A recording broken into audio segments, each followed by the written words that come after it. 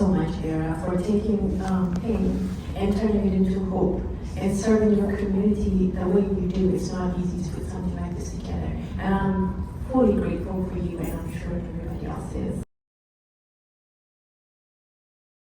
I would say the most pressing challenge that we have in the community is access. Access to care, access to get a mammogram, or even if you have access, I have patients who would say, well, I have this insurance, but I can't come because I have to work two jobs. So access is a big problem in our community. And I would say along that, to say even people when they have access, there's a lot of misinformation out there. I have people would say to me like, oh, you know, I don't want to get a mammogram because it's going to give me cancer. The radiation is going to give me cancer. No, listen, you know, the radiation here is much more than the mammogram. So these kind of misinformation, or they would say, oh, you know, I'm taking my diabetes medication, so now I can eat anything I want to eat. I'm like, no, you can't. So, you know, these kind of misinformation is out there, especially nowadays where stuff it just can spread like a wildfire.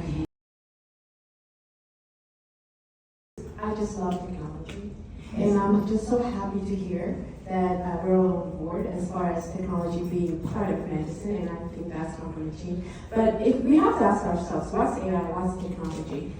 Every one of you, I'm sure, have Googled today, or that's technology, that's AI. So AI is here. So it's not something that just came, it's just going exponentially high. So much more is happening right now. And it's like the exam room used to be, it's a separate place really. It's just me and my patients, and my patients are there not to just chit chat and have a good time, but they're there to just bear their fear, their illness, what's going on with them. It's such a sacred place. But now it looks like AI has invaded that space. And I don't necessarily see it as a bad thing, but like you said, it does create a little bit of a distance when you're typing or recording now. That's what we do. You record and the recording goes in, and that doesn't, you can't have, when a patient walks in, I see them and I know how they feel. I just know it, you know. You can't capture that. AI will not capture that. That's not to say that it's not going to help. So in 5 to 10 years, it is going to be our partner. It's right there. In fact, I'm writing a book about AI, the convergence of AI in medicine, or healing actually. So it's something that's going to be there. It's something that we're all going to need to learn about. And it also is something that actually is going to improve your health. Because you can really look up when you will need a mammogram, or when you will need a colonoscopy, or find resources. Right now in our community, think it's taking over. It's gonna, you know, take my job, it's gonna do this, it's gonna do that. Perhaps not. I think it's gonna be our partner. In 10, 15 years, it's gonna be even much more. So I think we need to marry it, dance with it.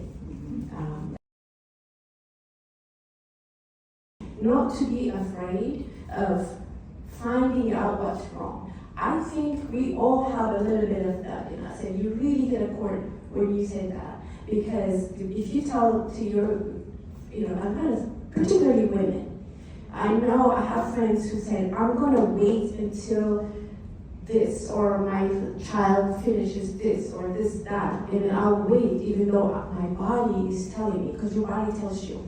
Your body speaks to you. It will tell you what's wrong. Don't ignore it. Listen to your body. All of you who came across from wherever on a Friday afternoon to listen to this, to better yourself and to better your community, that is hope to me. And you have to give yourself a big round of applause. Really. Thank you for being here. That is hope. Hope to me is someone who actually creates something like this, who overcomes something so hard, and to just really put all of her life her energy into this and bring us all together. She is hope. And there's so many Veras out there that's sitting who can multiply this effort. And I know you all are going to do that, and that to me is hope. And I work with a lot of youth, teenagers. We're in a youth club, if you guys don't know about that. I've got a lot of teenagers that I work with.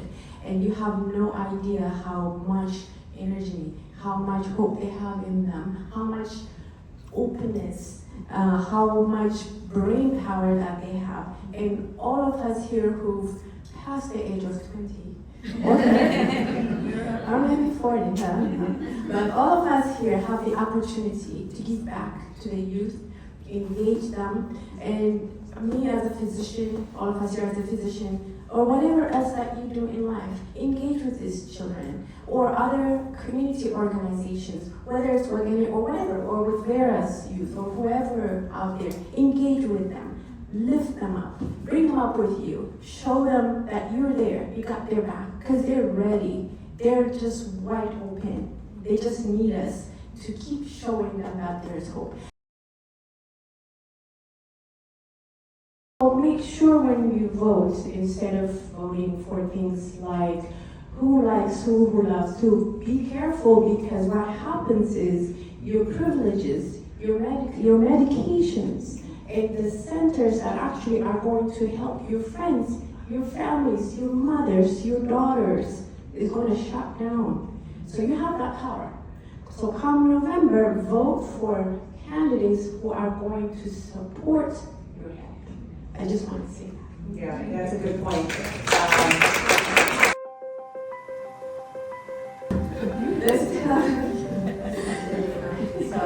I just wanted to It's good to end on a laugh, right?